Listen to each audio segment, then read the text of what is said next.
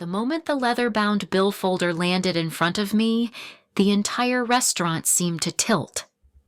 Crystal glasses chimed in the distance, laughter floated from nearby tables, and yet all I could hear was the pounding in my chest as my eyes traced the impossible number at the bottom of the page.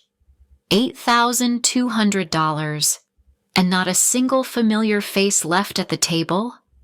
If you've ever felt the floor drop out from under you because of someone you trusted, subscribe and tell me where you're listening from.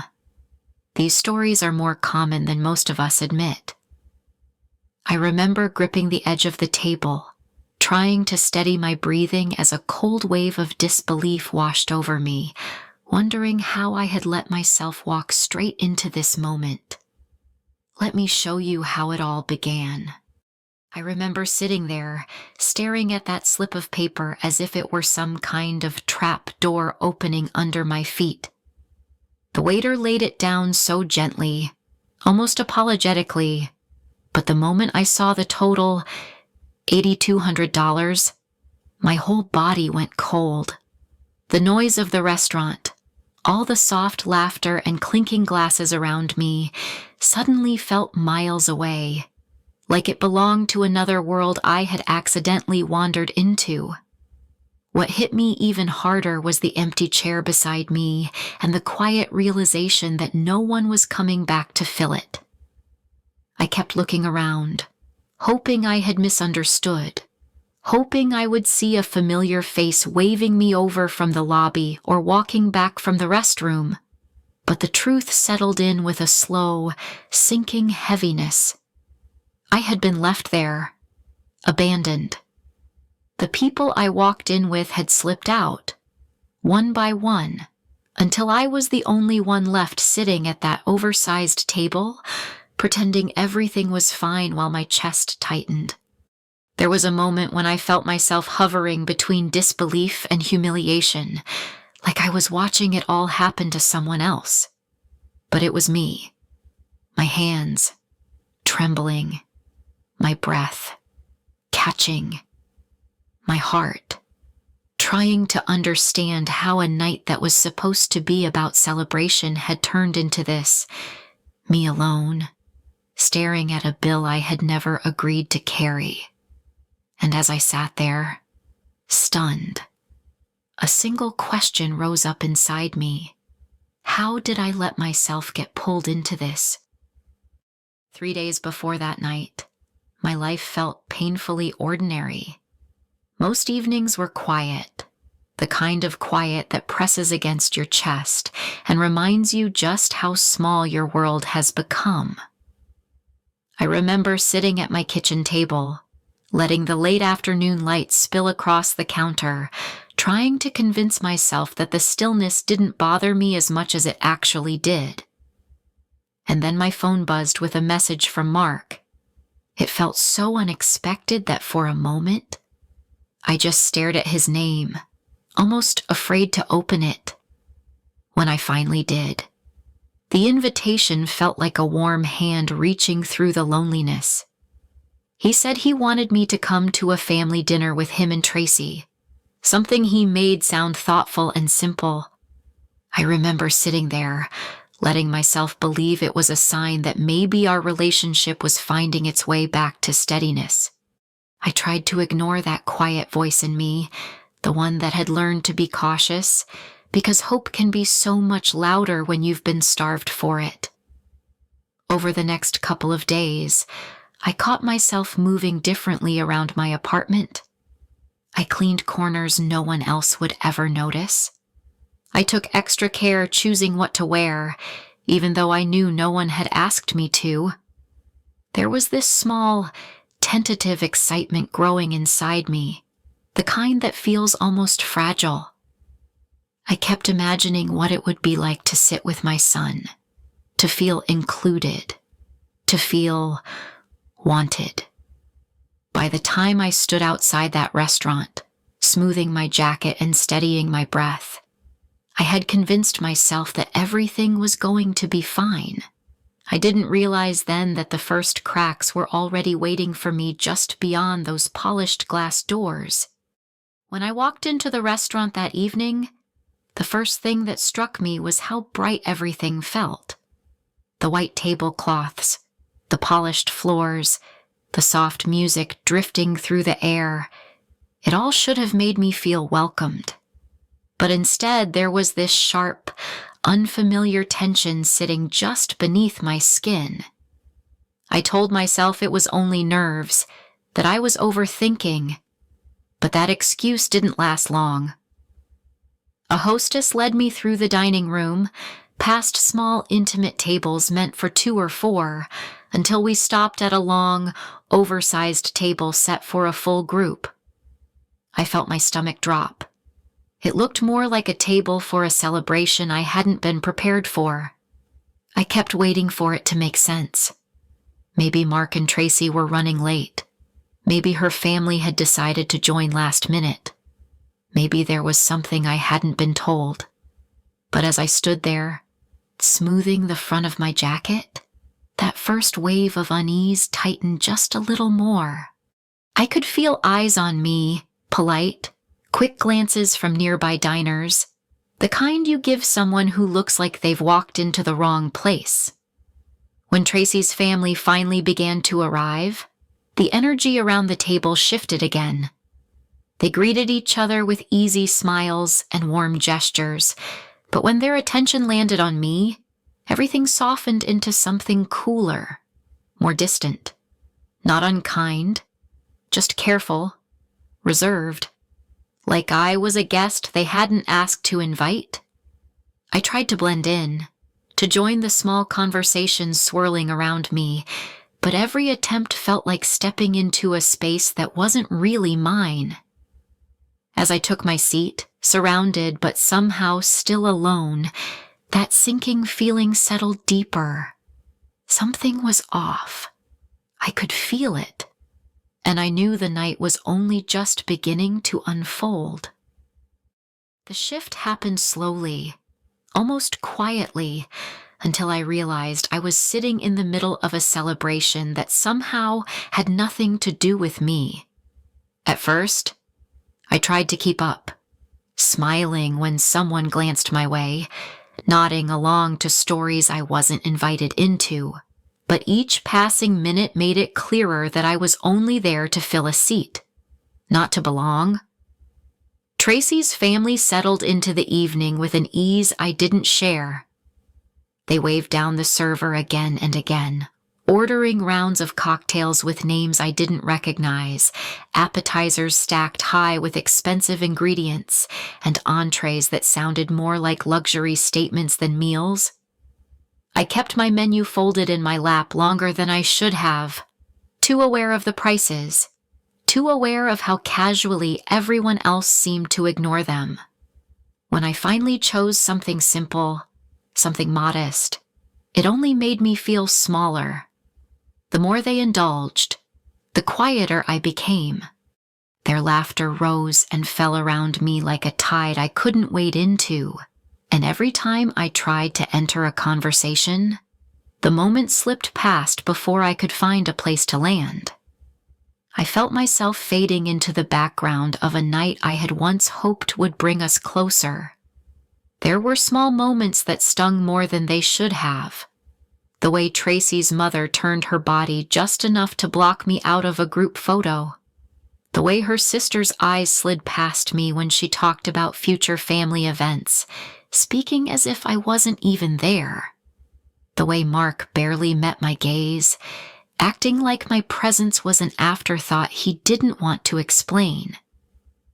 I tried to swallow the humiliation, to remind myself to breathe, but the atmosphere tightened with each passing minute.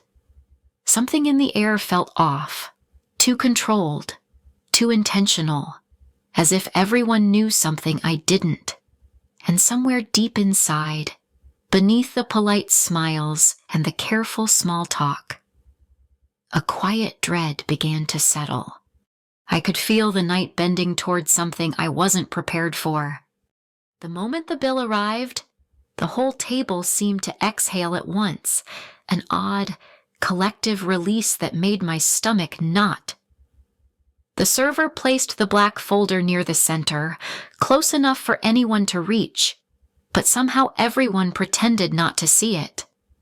Conversations that had been loud and lively a moment earlier dropped into soft murmurs. Eyes that had met mine all night now focused on water glasses, phones, napkins, anything but that bill. At first, I thought it was just an awkward pause, the kind that happens when no one knows whose turn it is to take responsibility. But the silence stretched, thinning the air between us until it felt brittle. I waited for Mark to look at me, to give me some hint of what was going on, but he kept his eyes on the tablecloth, tracing invisible patterns with his fingertip like a child avoiding trouble. Tracy leaned into her sister, whispering something that made them both stand up suddenly, claiming they needed a minute as they drifted away from the table. Then her parents followed. One said they had to check on the parking meter. Another slipped out to make a phone call. Someone else mentioned needing to use the restroom. And with every departure, the truth sank a little deeper into my bones. They weren't coming back. Not one of them. I felt heat crawl up my neck as I stared at the bill, afraid to open it, afraid not to. My heart thudded in my ears, and my hands trembled against my lap. I kept telling myself there had to be some misunderstanding, that surely Mark wouldn't let this happen. But when I finally looked up, he was gone too. His chair pushed back neatly, as if he had stepped away with every intention of returning, but he didn't. The dining room around me blurred, voices rising and falling like echoes through water. All I could see was that black folder and the weight of what it meant. This wasn't an accident. This wasn't confusion. They had planned to leave me with it. And as the realization settled over me, cold and heavy, I understood that something inside me was beginning to break. I sat there frozen, staring at the $8,200 bill as if the numbers might rearrange themselves into something less impossible. The dining room around me kept moving, servers weaving between tables, laughter lifting from nearby conversations, but none of it felt real anymore. My world had narrowed to that slip of paper and the empty seats surrounding me.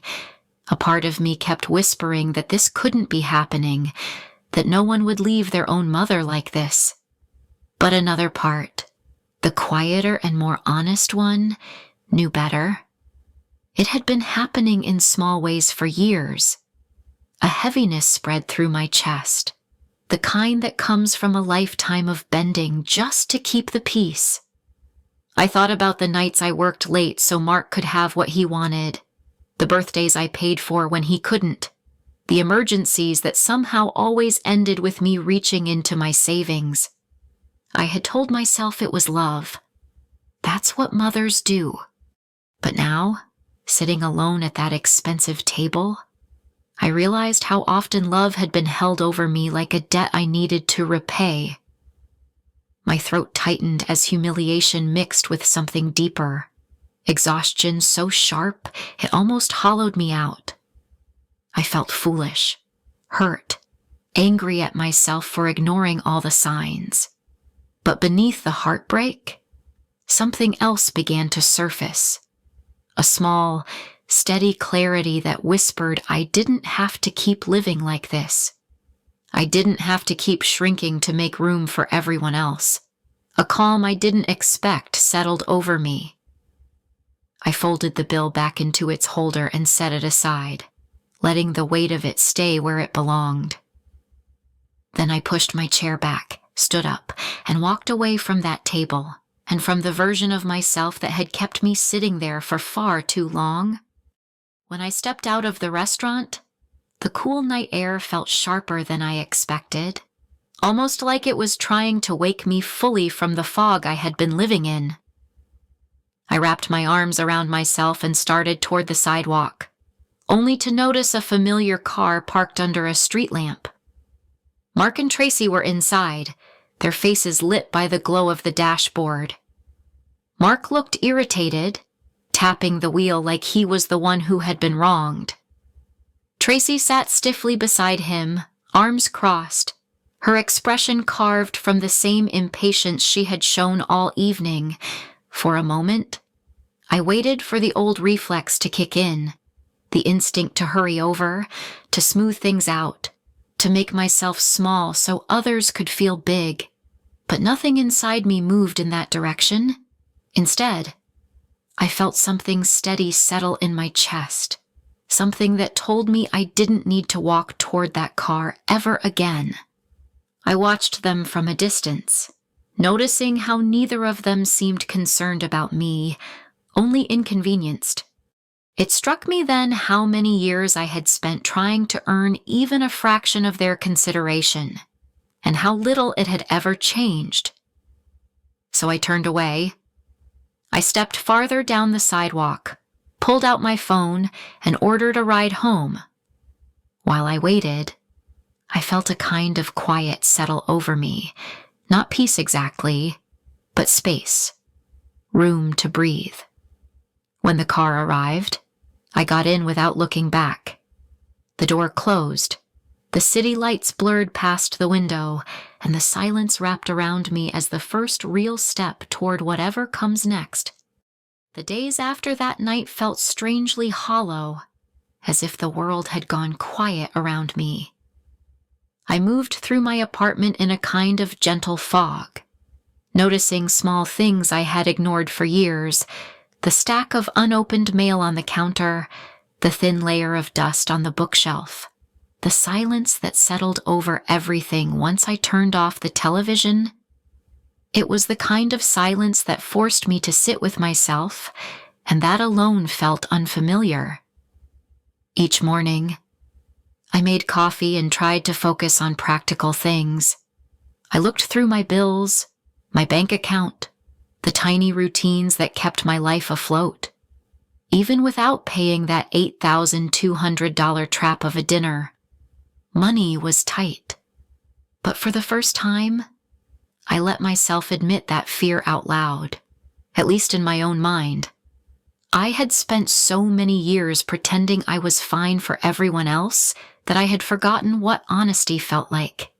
Somewhere in that quiet, I started seeing the pieces of myself I had given away, little choices, little sacrifices, years of bending until I barely recognized my own shape. It was painful, but it was also the beginning of something steadier.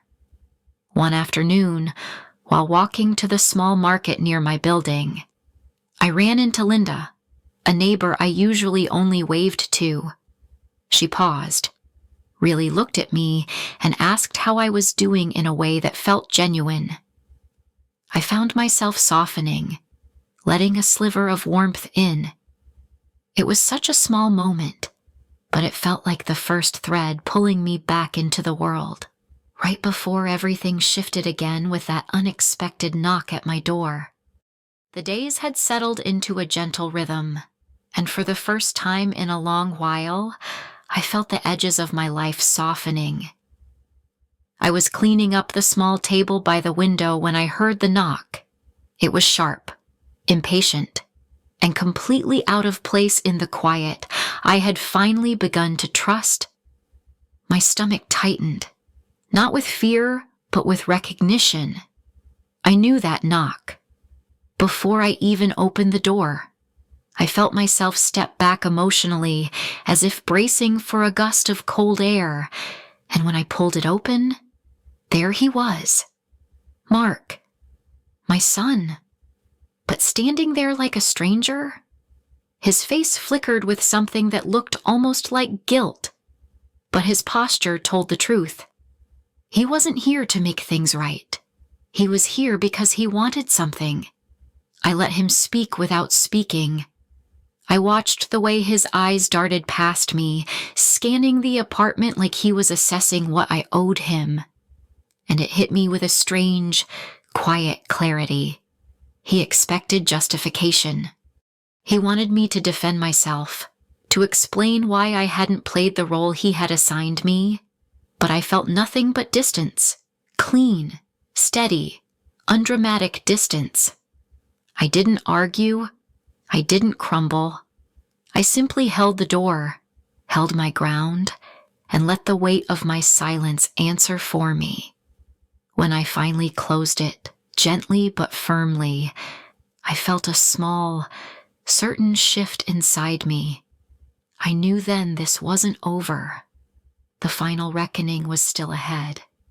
I heard him before I saw him, the hurried footsteps in the hallway, the knock that carried a note of desperation.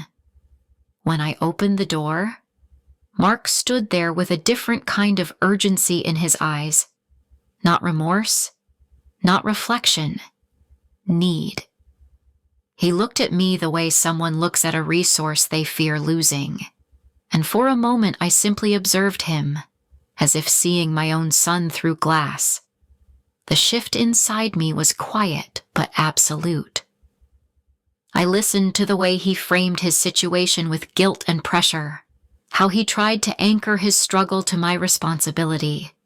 I could almost map out every tactic, every familiar turn of his expression. It was all so painfully predictable, and yet for the first time, it didn't pierce me. Instead, I felt an unexpected calm, a recognition of how many years I had tried to rescue him from consequences he never meant to learn from. I saw the pattern not as my failure, but as a cycle I had been conditioned to repeat, and in that clarity, something released. I cared for him. Of course I did, but I could no longer do it at the cost of disappearing myself. As he kept pressing, searching for the version of me who would step in and fix everything, I realized she was gone, and I didn't mourn her. I simply stepped back, letting the space widen between us. When I closed the door, slowly and without anger, it felt like the final thread of that old life slipping away, and for the first time, I was ready to move forward. When the door closed behind Mark the second time, the silence that followed didn't feel empty. It felt earned. I stood there for a moment, letting the stillness settle in my chest, realizing how far I had traveled in just a handful of days. The woman who walked into that restaurant had been carrying years of quiet hope, quiet fear, and quiet tolerance. The woman standing here now finally understood that love without boundaries isn't love at all. It's surrender. And I was done surrendering. In the quiet of my living room, I let myself feel everything. The sting of betrayal, the ache of disappointment, the grief for the version of me who kept giving more than she ever received. But layered beneath all of that was something steadier, something I hadn't felt in years. Peace. Not the kind that arrives when everything is perfect, but the kind that grows when you finally choose yourself. I realized that walking away didn't make me unloving. It made me honest. Honest about what I could no longer carry, honest about what I deserved, and honest about the truth that sometimes the most compassionate thing you can do for yourself and for others is to stop enabling the very behavior that breaks you. As I move forward, I'm taking smaller steps, gentler steps, but each one feels grounded, real. I'm learning that boundaries are not walls. They are doors I choose when and how to open. Thank you for walking through this story with me. If you've ever felt invisible, used, or taken for granted, I hope you hear this clearly. Your worth is not measured by what others take from you. I'd love to know your thoughts, your stories, your moments of courage. Share them in the comments. I read everyone,